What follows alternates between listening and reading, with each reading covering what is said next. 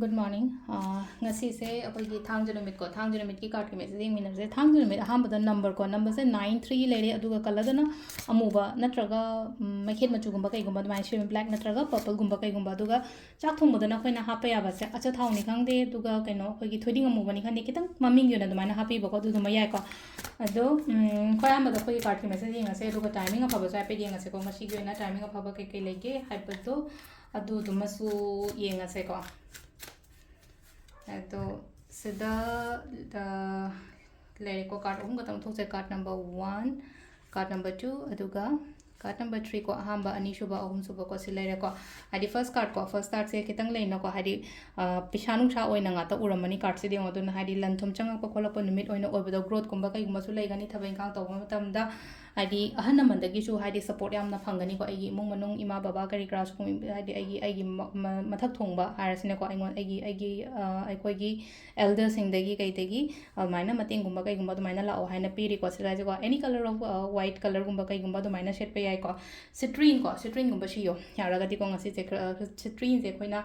निंगबा thongba stones ओइनेना को अदुना nine तोरगा अदुगा number 2 खन बंगाई ओइना सिलेज को अमुबा मी अमा थोले सिदा लेना को हाइदि एंगोंदगी ओइदा पादबा तोरगा हाइदि ब्लॉथोके चाथोके ना खनबा अदुना चेक्शन लो यामना हाइ तारे ngasi je ko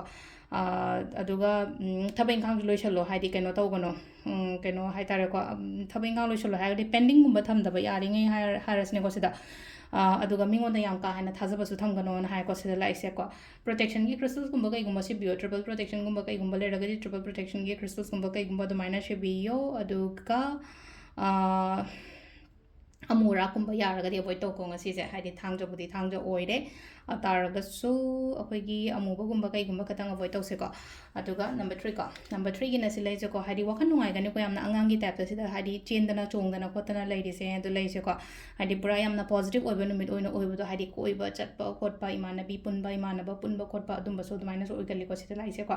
सिजिना अखोइगी कार्ड की मैसेज लेरे को टाइमिंग्स ने युकी पुंग 3 का मिनिट पुनि थोइदेना 9 का मिनिट 13 फाउंग लेरे अदि पुंग 13 का मिनिट 13 पंदैना पुंग 3 का मिनिट 53 फाउंग लेरे को अंदगी अमु नुंगदा वरमगिने 5 का मिनिट 9 पंदैना 3 का मिनिट 53 फाउंग लेरे अदगी नुंगदांगिना 9 का minute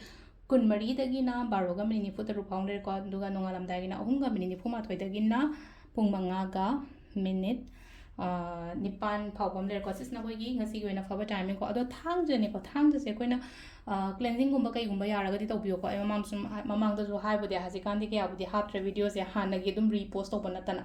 adun haidi cleansing tawba haipagi athradlena ko rock salt gumba kai gumba hapaga imung warum white thopa ko to ma leina ko adugi aina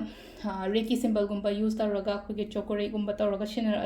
videos regular yengba mingai di khangbiram gani ko symbols gumba gi akola protection gi damakta haidi akhona adumba keno mayam do tawba yai ko haidi thangja numit cha yaragadi ado सिदा लेरे अखोइगी daily card message से ma'am thank you